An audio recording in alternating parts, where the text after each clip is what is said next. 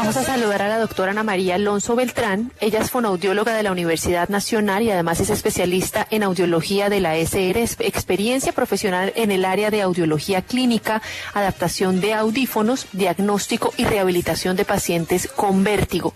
Doctora Ana, muy buenas tardes, bienvenida a Salud y Algo Más. Muchísimas gracias, muy buenas tardes para todos. Bueno, doctora, yo quiero comenzar hablando del vértigo. Vamos a aprovechar que la tenemos aquí a usted para hablar del vértigo y también de las enfermedades, de las infecciones en los oídos que a muchas personas les pasa. Para comenzar hablando del vértigo, yo quiero que usted nos defina, por favor, qué es vértigo, porque uno a veces no sabe si lo que tiene es vértigo o si está mareado o si tiene, por ejemplo, un subidón de azúcar o una baja de azúcar. Ok, bueno, inicialmente pues el vértigo es un síntoma, entonces es importante identificar esto porque muchas veces lo clasifican como una enfermedad. Cuando hablamos de vértigo estamos hablando de sensación de que las cosas giran o alucinación de movimiento. Cuando sentimos mareo es más una sensación de malestar que va acompañado con náuseas, pero no es como tal una sensación rotacional como lo es el vértigo. Entonces básicamente esa es la sensación, es la diferencia entre ambas, la sensación. Doctora, ¿qué tipos de vértigo se sienten o se pueden tener? Porque yo estaba leyendo sobre el tema y vi que hay diferentes tipos de vértigo. Entonces, a nivel auditivo pueden haber varias clases. El primero y el más común en la consulta clínica es el vértigo posicional paroxístico benigno. Entonces, es un vértigo que los pacientes refieren y es cuando hacen cambios de posición y sienten que todo da vueltas. Entonces, en este vértigo, ¿qué ocurre? Hay unas partículas que se llaman otolitos que se desprenden y ¿qué pasa? Que cuando hacemos cambios de posición se desplazan por los canales y dan una falsa información, o sea, envían una información que no es adecuada al sistema nervioso central de que hay movimiento. Ese es uno y hay que identificar pues el canal que está comprometido porque pueden estar comprometido el canal posterior o los horizontales. Y adicional hay procesos inflamatorios ya en el oído, como enfermedades como el Meniere, la neuritis, la laberintitis, donde ya hay un proceso inflamatorio donde ahí se genera cierta excitabilidad o por el contrario se baja como tal la función vestibular y esto genera en nuestros pacientes mucha inestabilidad. Entonces esos son como los dos grupos, el vértigo posicional o ya por procesos inflamatorios en el oído interno. Doctora Ana, entonces, ¿cómo hace uno para darse cuenta que tiene vértigo? Es decir, si yo siento un mareo, ¿debo ir inmediatamente al médico general o debo echarme gotas en los oídos? Porque lo primero que uno se imagina es que tiene que echarse gotas en los oídos o tomar algo como para que no le dé la borrachera. ¿Qué nos recomienda usted? No, lo primero es acudir a un otorrino, porque obviamente lo que te digo es un síntoma, entonces el otorrino va a encargarse de analizar, hacer las pruebas posturales. Junto con audiología realizaremos toda la batería de pruebas complementarias para identificar cuál es el origen de este vértigo. Las gotas no son muy funcionales en el oído porque generalmente lo que genera el vértigo está en el oído interno, entonces el alcance de las gotas no llega hasta allá. Y automedicarse tampoco resulta efectivo porque si no identificamos la causa, pues probablemente el medicamento que tomemos pues no va a ser el adecuado. Adicionalmente hay que tener en cuenta que estos medicamentos a veces tienen efectos secundarios que no pueden ser pues los más benéficos para nuestros pacientes, entonces lo ideal es siempre consultar a un otorrino y si los síntomas, hay muchas náuseas, son difíciles de controlar, pues acudir a urgencias para estabilizar primero al paciente y pues realizar las pruebas complementarias. ¿Las infecciones en los oídos pueden ser las que nos lleven a desarrollar ese vértigo? Sí, en muchas ocasiones hay procesos virales, inflamaciones que pueden avanzar hacia el oído interno, llegando al nervio vestibular y esto puede generar vértigo y en muchas ocasiones también disminución de la capacidad auditiva. Entonces sí hay que tener cuidado con esas infecciones o esos procesos que no se cuidan o no se tratan a tiempo porque sí pueden desencadenar a futuro en alteraciones auditivas y en vértigo, claro está. Mire, doctora, que yo veo mucho que cuando alguien le da vértigo le dice a uno, no, es que yo me tomé el Dramamine, creo que es el nombre, no sé exactamente el componente ni nada, pero es como este medicamento para cuando uno va y tiene mareo en el carro, ¿no? Cuando uno va a esos viajes largos a tierra caliente, diríamos, y le da a uno ese mareo. ¿Qué tan efectivos son estos como medicamentos que venden sin receta médica o qué tan peligrosos son? Bueno, son indicados, por ejemplo, ese mareo que da con los desplazamientos se llama cinetosis y es muy frecuente Y usualmente estos medicamentos, como el Mareol y demás, se pueden tomar 30 minutos antes como para que hagan efecto del viaje. No tienen ningún efecto secundario, pero pues es importante que sea una dosis muy pequeña, como el trayecto y ya. Ya cuando hay un vértigo instaurado, sí es importante revisar muy bien un plan pues de tratamiento farmacológico acorde a cada situación del paciente. Pero pues en dosis bajas no resulta mal. Pero pues ya prolongar su uso tampoco es bueno porque en muchos casos da somnolencia, arritmias, dolores de cabeza, embotamiento, entonces hay que tener cuidado con la automedicación. Doctora, estábamos hablando acá de un tema que a muchos nos toca, digamos, en el caso de los periodistas, y es que todo el tiempo tenemos que estar escuchando o tener los audífonos, o las personas que hacen radio todo el tiempo con los audífonos. ¿El uso prolongado de estos audífonos puede generarnos a futuro algún problema auditivo que además nos pueda generar vértigo? Bueno, como tal vértigo, no, pero sí puede tener efectos sobre la audición. Entonces, cuando usamos mucho tiempo dispositivos de audio, ¿qué pasa? Primero puede generar dolor de oído, porque es un cuerpo extraño que está todo el tiempo en el oído, entonces el oído se resiente dando paso al dolor. Adicionalmente, se puede generar algo que se llama fatiga auditiva. Y muchas veces la fatiga auditiva se manifiesta en síntomas como el tinnitus o pitos en los oídos. Entonces, la idea siempre es hacer como pausas activas o auditivas, las llamo yo. Cuidar mucho el tiempo de exposición, la intensidad, tratar de alternar un poquito los oídos donde colocamos el auricular y siempre estar haciendo como exámenes de audición para controlar nuestros niveles de escucha, pues que estos no se vean afectados por el uso continuo de estos dispositivos. Mire, doctora, que yo conocí a una mujer que es paciente mía de biodescodificación, nada que ver con el oído, pero ella me dice que toda su vida ha vivido con vértigo, que si ella se estresa le da vértigo, que ella como que su sensibilidad es el vértigo, me hago entender, así como a una nos da migraña, a otra nos da ganas de ir al baño. ¿Qué tan común es esto y en realidad puede pasarle a uno que en la vida siempre le dé vértigo ante una situación de estrés? Totalmente, porque cuando uno está expuesto a estrés se liberan muchos neurotransmisores que en muchas personas resultan ser nocivos. Entonces hablamos del cortisol y otras cosas que lo que hacen en muchas personas es elevar la frecuencia cardíaca, en otros pues pueden dar vértigo. Entonces sí es importante contemplar ahorita nuestra salud mental y nuestro estado de vida en general para evitar esto, porque sí hemos visto muchos casos de pacientes que con estrés o ansiedad presentan esta sintomatología, aun cuando pues no funcionalmente o al evaluarlos no encontramos funcionalmente nada que lo esté generando, pero sí puede ocurrir y es muy frecuente en estos momentos. Doctora, tenemos el mensaje de una oyente que nos dice: tengo un vértigo que ha ido cambiando con el tiempo. Inició con una sensación de desmayo e inestabilidad donde yo era quien se sentía en movimiento, pero ahora se me tapan los oídos como cuando se viaja en avión y además se mezcla con palpitaciones en la cabeza. ¿Qué me estará pasando? Gracias. Bueno, cuando ya hay síntomas auditivos y adicionalmente desvanecimiento o sensación de hormigueo en extremidades, sí sería importante ya una valoración con un otoneurólogo o un neurólogo. Hay que revisar cómo está la oxigenación, de pronto que no esté haciendo un síncope. Usualmente cuando tenemos un problema auditivo, cuando se tapan los oídos, sí es probable que sintamos las palpitaciones y eso también puede obedecer a un tema vascular.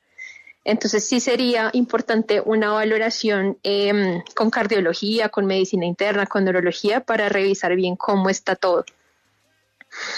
Mire, doctora, aquí también nos pregunta otro oyente.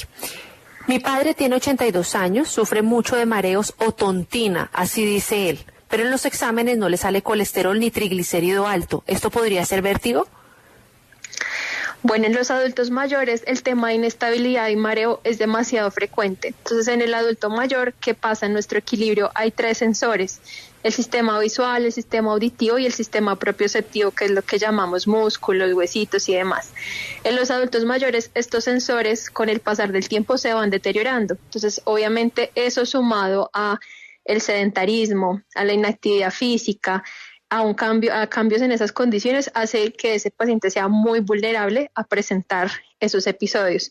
Entonces, lo primero sería fomentar en el adulto mayor la actividad física, que esté un poquito más activo, de tal manera que cuando haga cambios de posición, pues digamos tenga mayor condicionamiento físico y no le afecte tanto. Porque ¿qué pasa? Yo me voy a parar ¿Y qué pasa? Lo que pasa es que mi sangre se va a mis brazos, a mis piernas para que yo pueda soportar mi cuerpo y a veces hay un poquito de insuficiencia de oxígeno a nivel de la cabecita, lo que puede generar mareo. Entonces en ellos hay que tener mucho cuidado porque puede ser una alteración multifactorial. Hay que evaluarlo en detalle.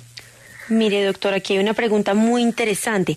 ¿Puede tener uno vértigo cuando está dormido? Muchas veces yo he sentido que me caigo y me despierto. ¿Puede ser eso vértigo? Puede ocurrir ante la presencia de un vértigo posicional, el que les contaba de los otolitos. Muchas veces uno hace algún movimiento como girarse y provoca el desplazamiento de estas partículas y puede generar como esa sensación rotacional o de movimiento. Entonces sí es importante consultar, hacer pruebas, alguna valoración con pruebas posicionales para ver qué ocurre específicamente en esa posición y ver si es tema de acomodación. Pero puede ocurrir y la mayoría de vértigos posicionales inician mientras las personas duermen. Oh, wow, inicia mientras las personas duermen. ¿Y por qué, doctora? Por lo que te digo, haces con algún movimiento, estar mucho tiempo en una misma posición y el cambio hace que las partículas se desprendan y haya un desplazamiento. La misma posición de la cabeza. Dime. Bueno, ahí también, qué pena interrumpirla, pero ahí yo quería también hablar, aparte de la postura que usted dice, de los alimentos.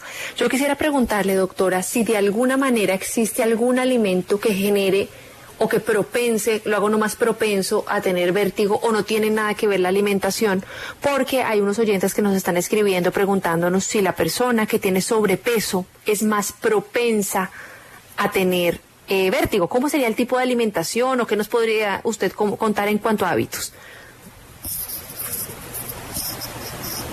De pacientes con migraña vestibular. Entonces un paciente con migraña vestibular probablemente pues hay que tener cuidado con la cafeína, con las bebidas estimulantes, con el chocolate.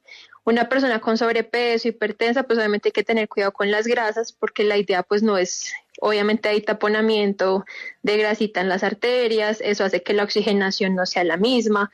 Entonces primero nivelar el peso y segundo pues mejorar la ingesta, disminuir las grasas, los carbohidratos para que pues haya mayor flujo sanguíneo y no vaya a haber ningún tema de tipo vascular. Hablan de un superalimento para el tema de la audición y el vértigo, que es el jengibre, que es un vasodilatador y en muchos casos ayuda a mejorar la oxigenación en el oído. Entonces es como un tip que les podríamos dar para que pueda mejorar su función auditiva. De resto, pues en algunos pacientes, por ejemplo, con enfermedad de Meniere, disminuir el consumo de sal, hidratación. Entonces, digamos que dependiendo del caso, sí la alimentación va a ser indispensable. Doctora, el jengibre, o sea, con vernos el jengibre o una agüita de jengibre, ¿sí? Sí, una infusión con jengibre, un poquito. Hay que tener cuidado que la persona no vaya a ser hipertensa, pero sí se puede en una infusión, en polvito, en la ramita, y se toma diariamente. Es muy bueno para el tema auditivo. Mire, nos dice un oyente: buenas tardes, mi esposo ronca y me veo obligada a usar tapones en los oídos casi todas las noches. ¿Es malo meterse esto al oído? No, de hecho en el Centro de los Sentidos hacemos protectores auditivos porque es algo muy frecuente. Hay personas que son supremamente sensibles en su sueño y es necesario que usen protección. Entonces lo que hacemos nosotros es protectores auditivos elaborados a la medida, de tal manera que pues no se vaya a lesionar, sino que sean hechos como a la medida del oído, encaje bien y no se genere ningún tipo de lesión, pero no es malo. Y aprovechando que la tenemos aquí y muy de la mano con la pregunta que le hacía Camila a nosotros que somos locutores, y no solo nosotros, yo creo que hoy en día uno ve mucho a la gente caminando con los audífonos, ¿no? Sobre todo, es más, hay gente que ni siquiera está hablando, pero tiene los audífonos todo el tiempo puestos. Doctora, yo me he dado cuenta que desde que uno mantiene los audífonos en el oído constantemente, sale un poco más de cera. Y hay gente que dice, uy, qué asco, tiene cera en los oídos. Pero yo creo que la cera sale, me imagino que como medida de protección. ¿Qué tan bueno o qué tan malo es estar produciendo más cera? ¿Y qué tan bueno y qué tan malo es permanecer con los audífonos todo el tiempo? Bueno, digamos que la cera, lo que tú dices, es un mecanismo de protección. Hay personas que su cera es de diferentes características, es cera seca, hay unos que la cera es un poquito más viscosa. ¿Qué pasa con el uso de audífonos? Y es que pues el oído no se ventila ni se oxigena igual. Entonces en personas que tienden esa cera viscosa pues van a producir, porque obviamente no está entrando aire, no se está secando, entonces la acumulación va a ser más.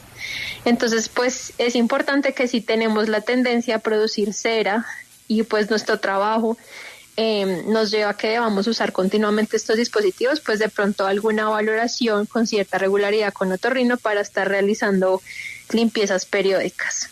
¿Y las limpiezas con los copitos, eso sí o eso no, doctora? No, definitivamente no, porque lo que hacemos con el copito es que llevamos la cera más hacia el fondo y la impactamos contra el tímpano. Al impactarla contra el tímpano, pues limitamos la movilidad de esto, entonces empieza la sensación de oído tapado, probablemente dolor, y al momento de realizar la extracción es más doloroso. Entonces, preferiblemente es asistir a un especialista, inclusive ya no se realiza con agua, porque también puede ser traumático, puede generar vértigo por el cambio de temperatura. Entonces lo que hacemos es, en el centro de los sentidos, es como con bajo microscopio, con una cureta o con una succión. Pero es lo más recomendable.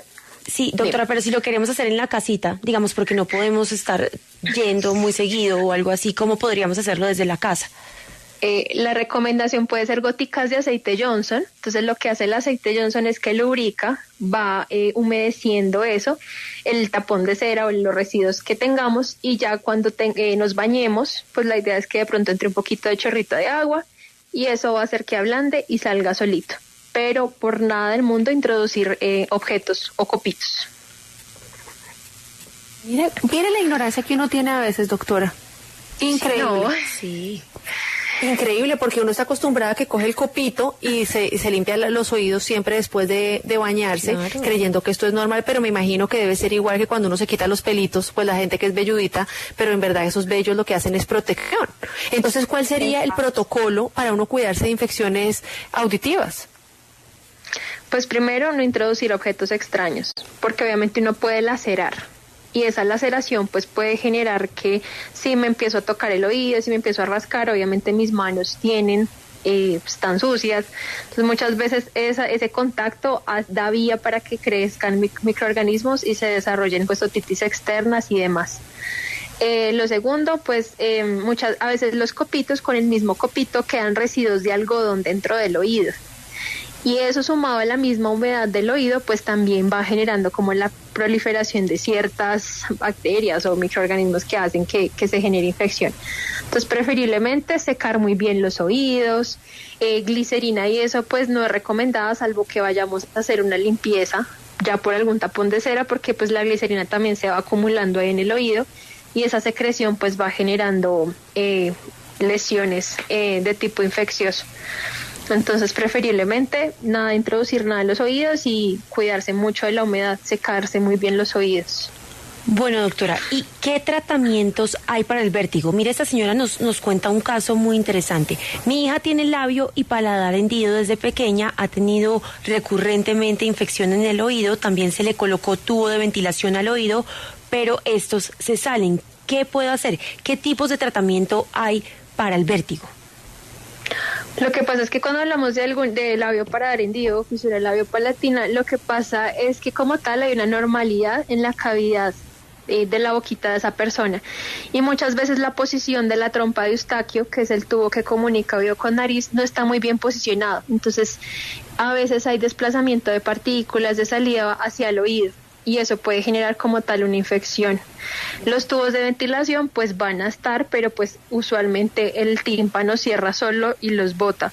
Entonces la recomendación es una cita con otorrino, revisar muy bien cómo está su parte orofaringia, mirarse alguna forma de aminorar un poco las infecciones, pero pues ya sí sería súper importante por los antecedentes una valoración con otorrino, porque es muy frecuente. ¿Y los tratamientos, doctora, antes de despedirnos? Bueno, los tratamientos para el vértigo, pues hoy en día la terapia vestibular. La terapia vestibular es una serie de ejercicios, de estrategias encaminadas a compensar los déficits del equilibrio. En primera instancia son ejercicios o movimientos que no le van a sentar muy bien al paciente porque pues viene de estar en reposo, limitando la movilidad, pero son ejercicios que le van a ayudar a tener más tolerancia, a disminuir la respuesta negativa y a que su cerebro vaya compensando y su cuerpo en general empiece a estar más estable. Entonces siempre usamos herramientas como superficies inestables, no sé, Wii, ejercicios de realidad virtual. Usamos varias dinámicas que sean llamativas para el paciente para ayudar a restablecer su equilibrio.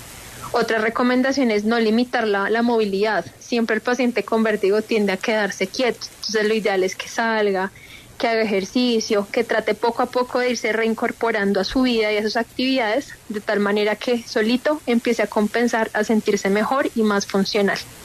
Pero por nada del mundo quedarse quieto. Perfecto. Bueno, pues doctora Ana María Alonso Beltrán, le queremos agradecer por haber estado aquí en Salud y Algo Más. ¿Dónde se pueden comunicar los pacientes que quieran tener cita con usted? No, todos son bienvenidos en las redes del Centro de los Sentidos, en Instagram @el Centro de los Sentidos y también en Facebook nos encuentran como el Centro de los Sentidos. Allí pues tienen a su mano un equipo de profesionales que los pueden ayudar en este tema.